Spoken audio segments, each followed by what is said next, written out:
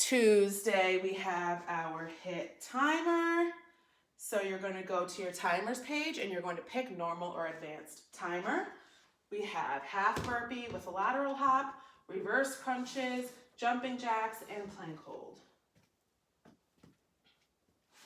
Okay, so half burpee with lateral hop. It's going to look like this.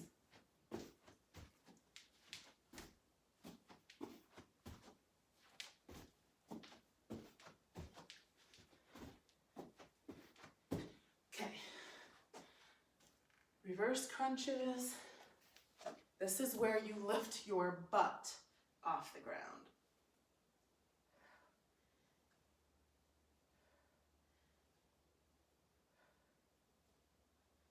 If you're somebody with a tight back, you might feel it there too. Jumping jacks, nice and big, and plank hold. Could be high plank or could be elbow.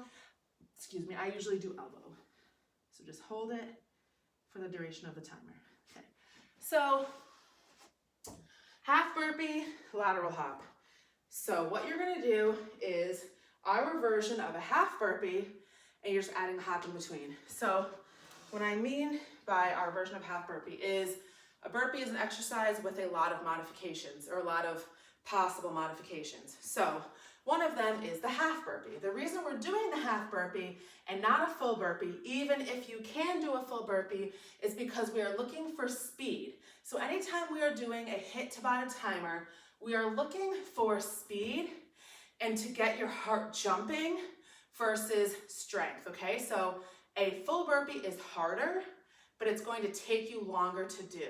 So we want to do more, which means we need to do it easier. So if you're somebody who normally does full, you're gonna do half. If you normally do half, you're gonna do half. If you normally do off of a height, you can either A, get 2 chairs or 2 heights so that you can do it off the height, hop, do it off the height, hop, or you're going to just do it off of the height and don't add that lateral hop in, okay? So what most of us should be doing is half burpee, lateral hop.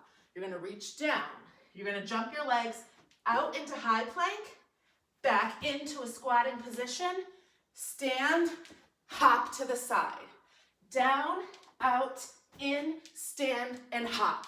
Down, out, in, stand, and hop.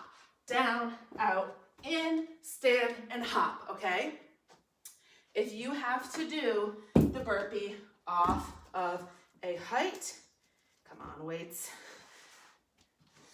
such as a chair, down, out, in, jump, down, out, in. So what I was saying was if you can have 2 chairs or 2 heights, or say, I don't know, when you're using a couch, you can just go here, jump to the other side of the couch, do it there, jump to the other side, whatever it is. If you can't figure it out with the height, you're gonna eliminate the lateral hop. Reverse crunches. So this, instead of crunching our upper abs, we're gonna be crunching our lower abs. So in order to do that, we need to lift our butt off the ground. So you're gonna have your legs in kind of a tabletop position, but a little bit more relaxed. And you're just going to squeeze your lower abs and try to lift your butt off the ground, okay? Doesn't need to come off a lot, but it should be lifting off the ground. So the only thing I like to mention with these is that you want to return to this position between each one so you know that you're fully stopped. So I'm stopped, I lift, stop, lift, stop. Because if you go lower than that, that means you're getting a lot of motion. And again, the more motion is usually the worse. That means you're not hitting a full contraction. So you can say that about almost any exercise that we do. The more swinging, the more motion, the less effective it is at building that muscle because you're never fully contracting that muscle. It doesn't mean you're not using it, you're still using the muscle, but it's not going to necessarily strengthen it or strengthen it at the same pace as if you are properly contracting the muscle and using it fully. Jumping jacks, we all know how to do these. Make sure that you're not skimping. Do big, full jumps. If you cannot jump, sidestep, sidestep, sidestep, sidestep, okay?